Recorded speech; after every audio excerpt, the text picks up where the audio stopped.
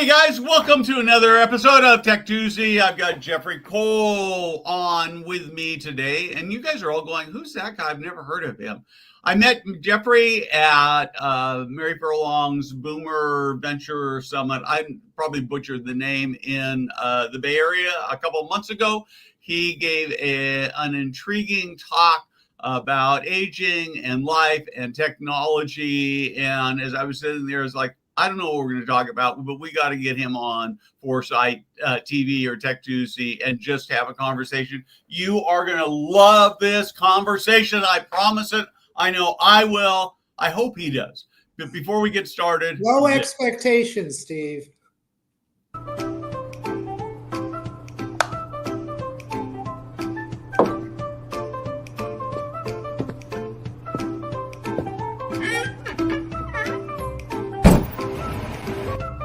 Hey guys, Steve Moran here.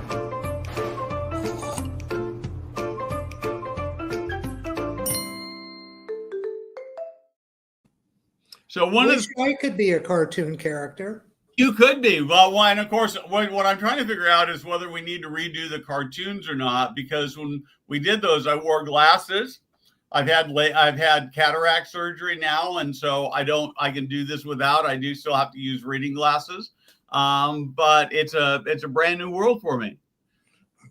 And I always set high expectations. Maybe I shouldn't, but I should. So let's actually start with a little bit about who Jeffrey Cole is. You go by Jeff, right? I go by Jeff. Yeah. Well, I've been a professor at UCLA and at USC, and I love teaching. Never wanted to write articles for obscure academic journals that people don't read. I wanted to do work that I could then apply with industry, with individuals. I really wanted to do work that made a difference. And I've been most interested in disruption, unexpected change that comes from unanticipated places, the quintessential two guys in a garage, to see how those kinds of things change the world. We've lived through, since 2000, we've lived through three of the biggest disruptions of all time.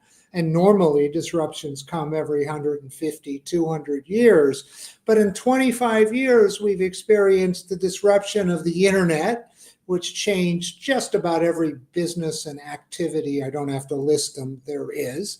The disruption of COVID, which really reoriented our lives for 4 years, and we're still feeling the effects, and I think will for 50 years. My father grew up in the Depression, and 50 years later still experienced some of the impact of the Depression.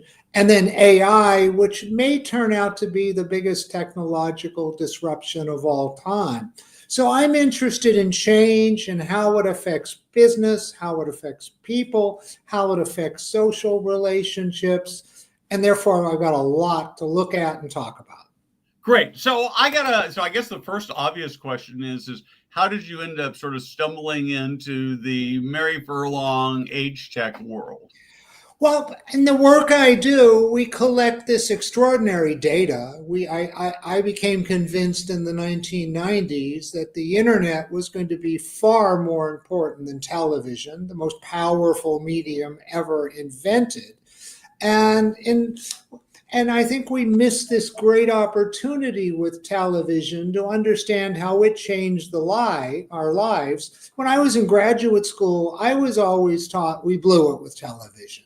What we should have done was we should have tracked people before they had television and gone back to them year after year as they acquired television to see how it changed their lives, where the time for television came from, how it changed our buying behavior, our connection to the civic process. And I became convinced that the internet was going to be far more important. So in 1998, we started tracking the internet in a way I was taught we should have done with television. And we've been doing that for 27 years. And we do it in 35 countries. And we sit on this great data showing the change. We got involved, started doing it before when most people were connected to the internet through a PC on their desk.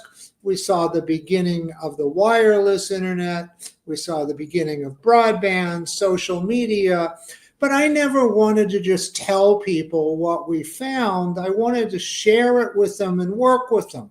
So we briefed, over the years, we've briefed every president since Clinton, with one exception. I'll let the audience figure out who the exception is, and a lot of prime ministers. But we also work closely with CEOs of some of the biggest companies in the world, media companies, retail companies. And my job is to tell them what I think they need to know.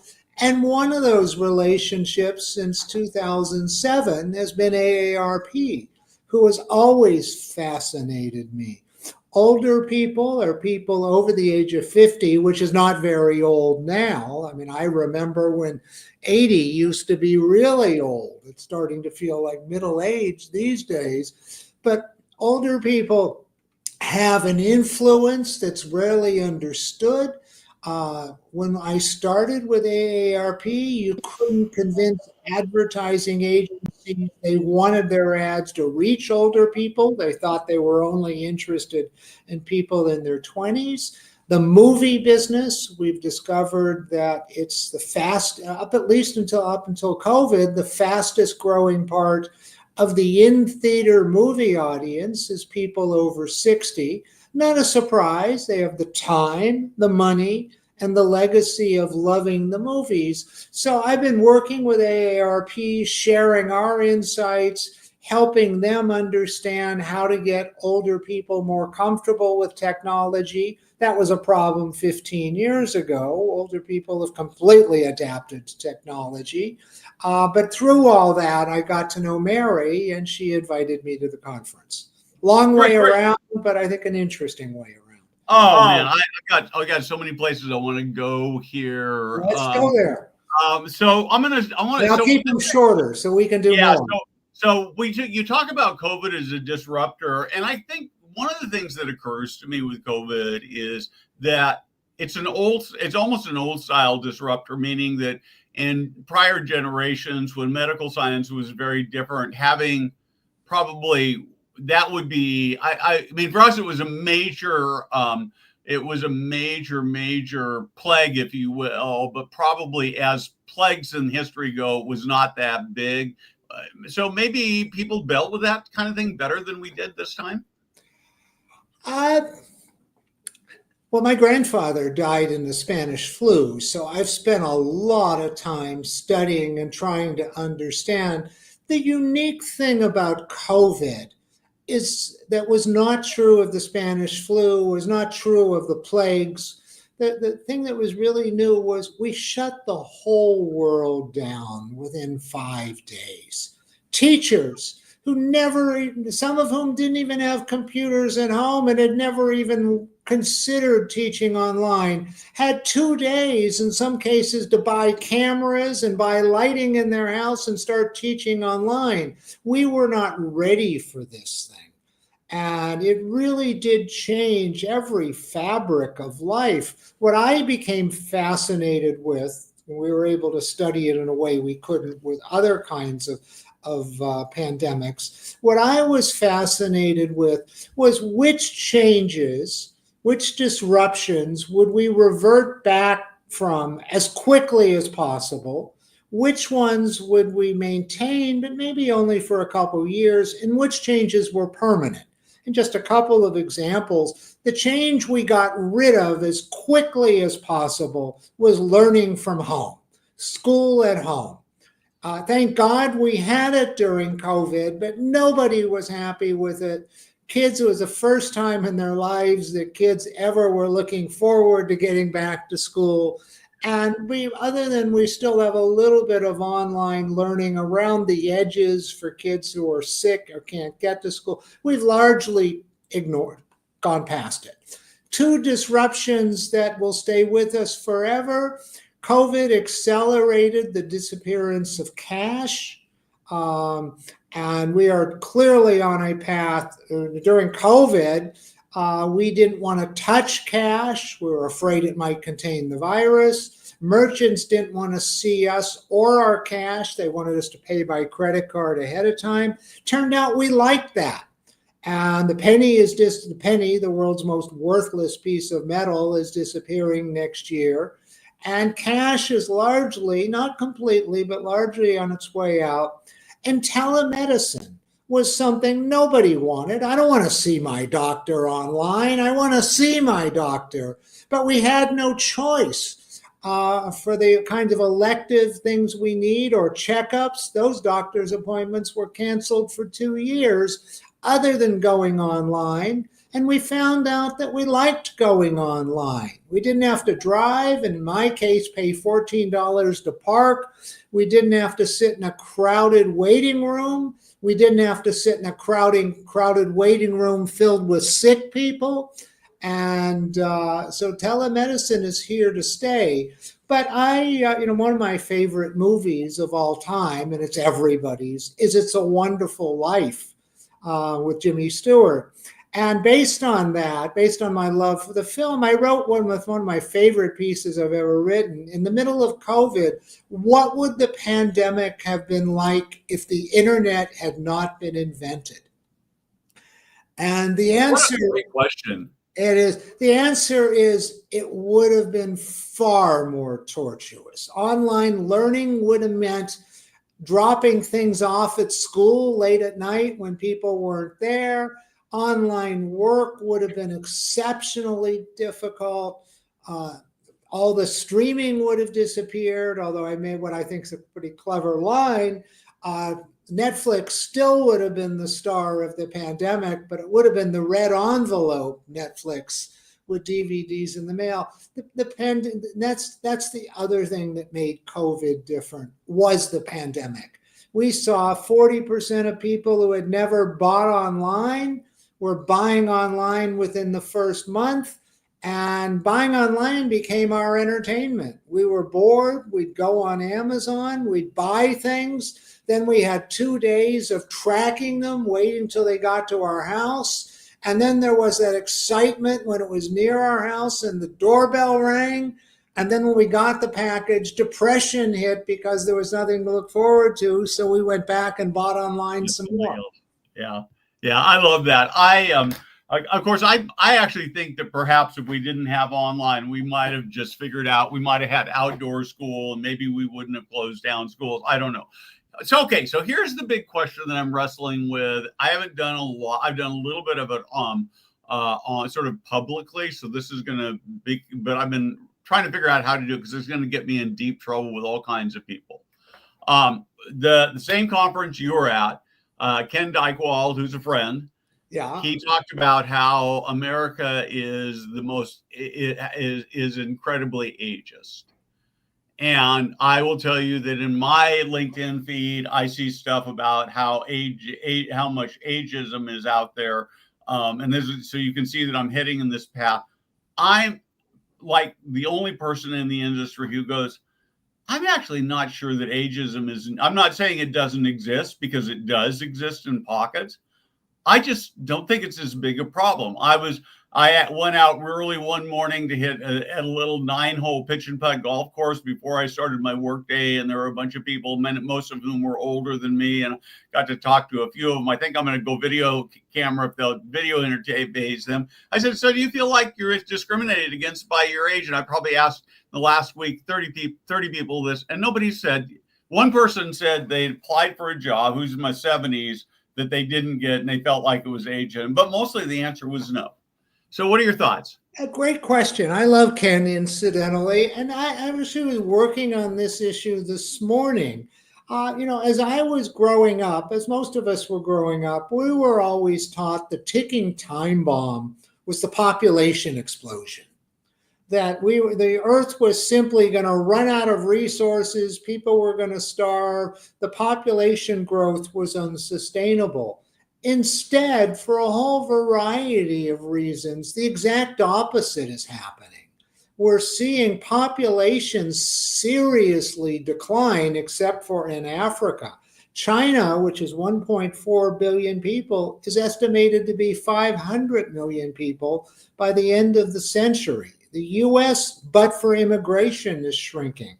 That's going to have a big effect on ageism because older people are becoming a bigger part of society. One of the fears of Social Security is there are so many people over 60 and so few under 40 paying into Social Security. So I think that's going to begin to correct. But to your larger point, Steve, there has been ageism in history.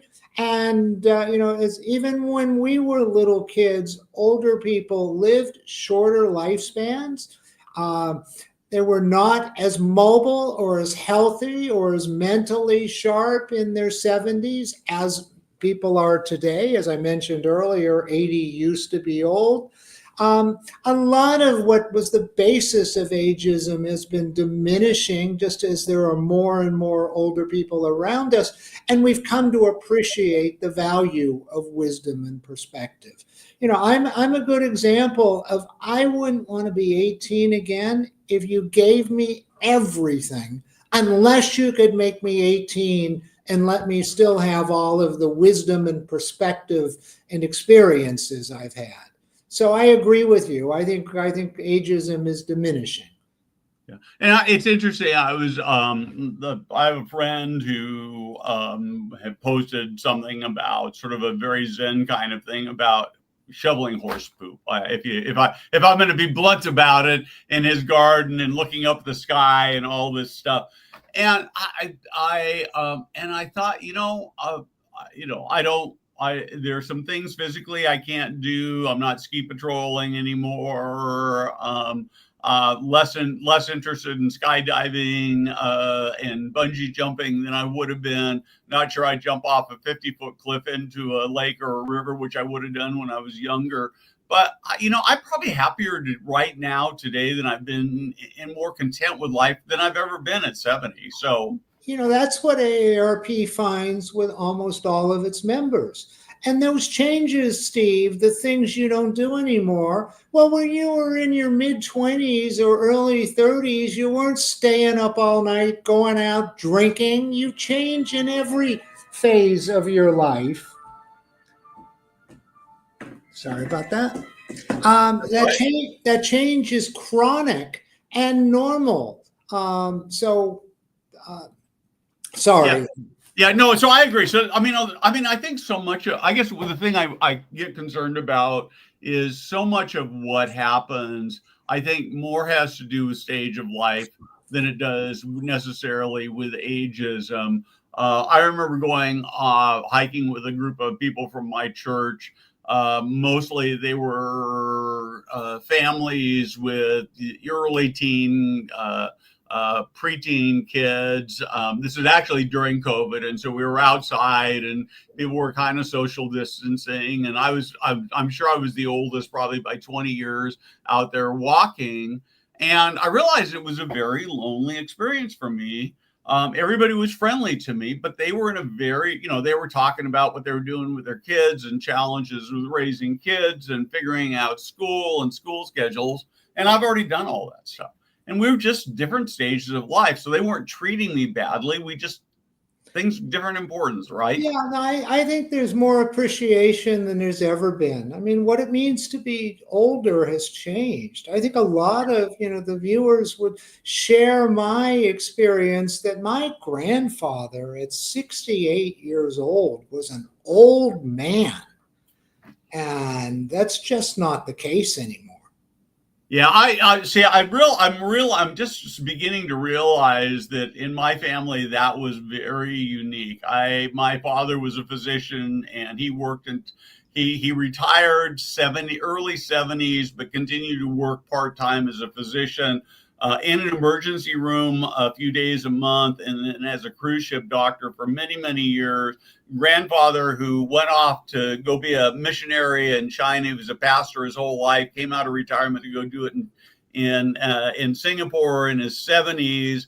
One grandparent who actually retired and died sort of early, and so he had some really good role model, and with a father who was like Bernie Coppell, Doc on the Love Boat. Exactly. Exciting. Yeah. So I have a lot of that. So this is a tech show. We've only barely we sort of dance around tech. When you look at tech and older people, what excites you? What frustrates you? What's been invented that shouldn't have? What needs to be invented? Well, first, I've been deeply impressed at how well people over 60 have adapted to technology. That you still have people in their 80s and 90s who have not gone online and will never get online, but it's relatively small. And even those people still have proxies, have children or neighbors who do things for them and have lives online, but they don't do it directly. But how much people have adapted to technology, how successfully.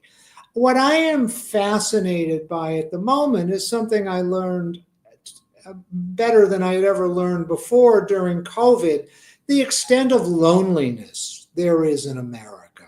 Many people argue the smartphone, which was supposed to connect us, has actually isolated us and made us more lonely, and there may be some truth to that. But people who are lonely because they're not good at forming relationships, widows and widowers who have lost their partners or whose families have moved away, and I've become fascinated with AI chatbots, with people, if you think back to one of the first devices we had in our home that you could communicate with, it was personal digital assistants, Amazon's Alexa, Google Home, or Siri. And we found with some work we did with AARP 12 years ago, that about a quarter of the people over the age of 60 who had an Alexa were communicating with it in a non-transactional way. We're waking up in the morning and saying, "Good morning, Alexa." Coming home and saying, "Alexa, how was your day?" and thanking her when she gave us information. So we could begin to see that even with a rudimentary device like a digital assistant, we were forming a tiny relationship, a little bit of a bond, which Spike Jonze brilliantly showed in his movie Her. But of course, it would be hard to fall in love with an operating system, hard not to fall in love with an operating system voiced by Scarlett Johansson. But now we're seeing real personalities, interactivity with chatbots. We're even seeing some cases, and in a book I'm finishing, I talk about a woman who married a chatbot. And Helena Winters, that you can look at it on YouTube and meet her husband, Jeremy. And it is a real relationship because these chatbots are always there 24/7. They're ready to talk to us. They don't have other things to do. They are supportive. They provide, it's a really interesting new facet of life. And this is integrating machines and humans, the ultimate technology. And I'm absolutely fascinated by all of that. And what's going to become of it? I hope it doesn't mean that it substitutes for humans, but you may have kids who have been bullied and need to learn social skills. You may have autistic people who don't read the social cues that other people do and may be able to develop some of those skills. Maybe these chatbots will be a bridge to real relationships. And for those who can't get those real relationships, maybe it will be an adequate substitute and provide some comfort. It's a really interesting phenomenon. So here's one of the things I don't know if I've ever even voiced this to anybody because it seems too super creepy to me. But is it possible that in fact, as AI has advanced and now you've got these voice interactions, that it's actually almost human-like and not mechanically? Because so let me finish this. Is that when I'm a little kid, I grow up and I'm this big computer and I know nothing. And I take this input and I process it, and that processing determines what I say and how I behave. And AI is really like that human brain in some sense. It's taking in all this information, processing it, and then interacting with other, in this case, humans. But it's almost more human than we are willing to admit. Is that too weird? It is weird, and it is true. I mean, AI is intended to replicate and then exceed human intelligence. Sam Altman and the other leaders of AI say we're 3 to 5 years from it being smarter. Now, our work shows that a quarter of Americans think AI is going to mean the end of humankind. I don't see that yet when it is super intelligent, although we've been raised on HAL from 2001 and Skynet from Terminator. But yes, it is. And in that intelligence comes understanding, perspective. AI can actually, let me back up. None of us want to believe that anything better could be better than a human interaction with someone we have a relationship with and love. But AI is doing a pretty good job at this early stage. And then that AI is going to move from our screen in some cases into robots that will have human form. And some of it can get really weird, but maybe it's not so weird. A widow can have an AI programmed with her deceased husband's voice, can have a robot that looks like him. Is that creepy, and should that be banned? Or if all of this provides some measure of comfort, it's a pretty good thing, even if it is weird. But yes. Okay. Okay. So my 92-year-old stepfather lives with us, and I've talked about this openly. He has this very fond memory of his ex-wife. So before my mom, and when she died, tears and tears and tears. So I'm looking at this and I'm thinking, I've never met her. I don't know if I could even find any recordings, but if I could recreate his ex-wife so he could have a conversation with her on AI, thinking she's still alive, would that be a good or bad thing? Would it be ethical? I don't know. It's really, there's no ethics, I don't think, involved. If you're familiar with the Shoah Foundation, Steven Spielberg's foundation that took the testimony of as many survivors of the Holocaust survivors as they could. There's up to 50,000. Well, Shoah, there's a great 60 Minutes piece on this if someone wants to look on YouTube. Shoah took about 3 or 4 of the most interesting survivors that they had filmed. And they brought them back for a week's worth of filming in 360-degree theater where they could see them from every angle. And they programmed thousands of questions they were asked.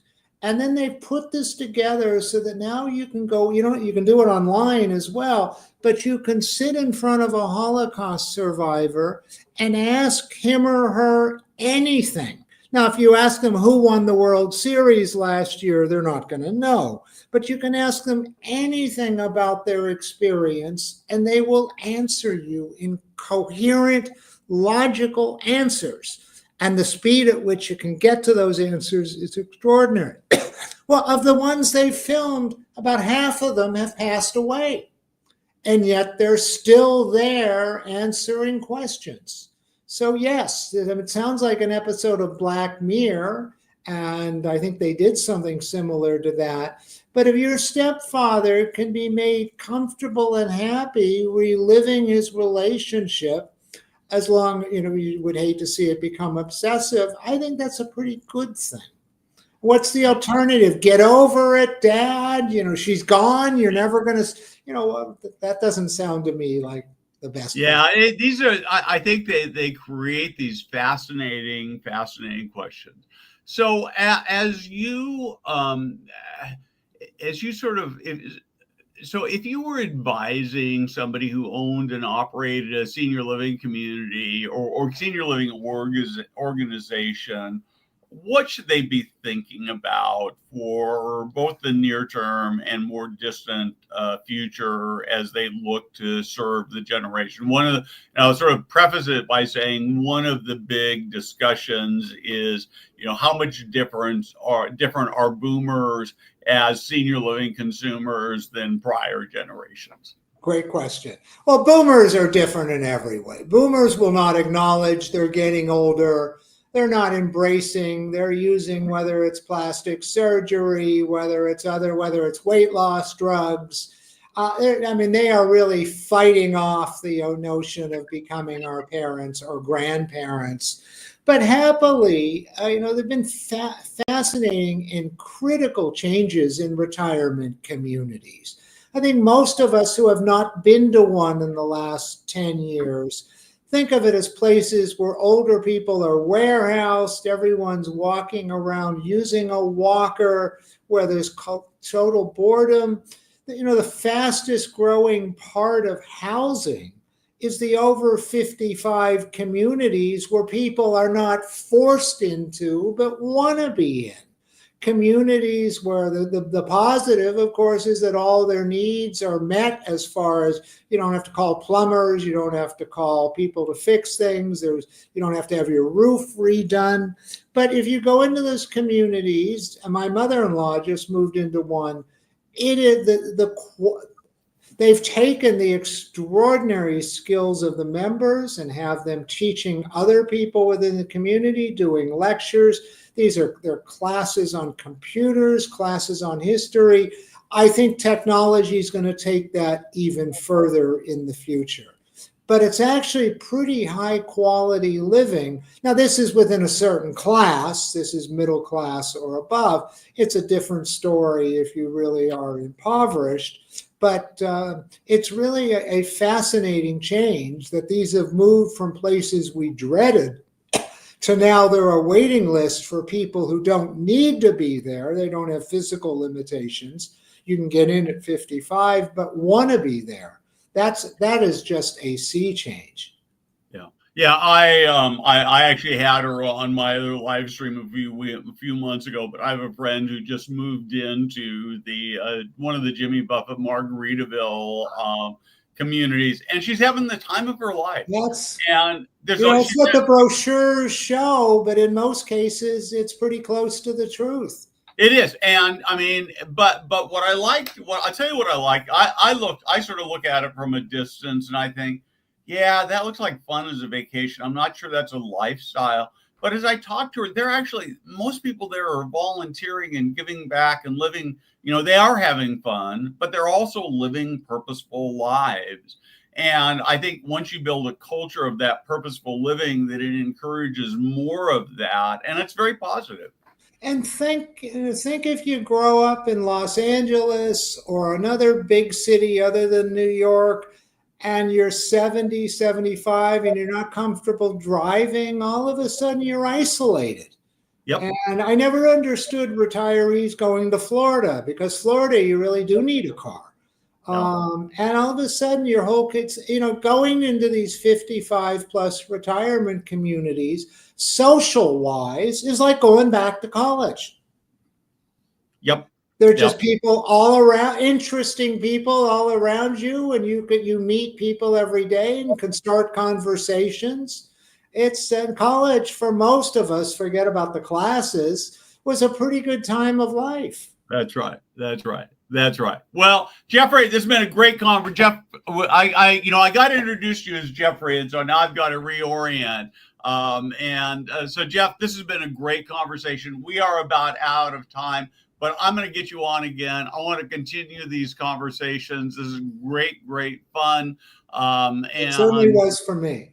So, I can't believe it's a half hour.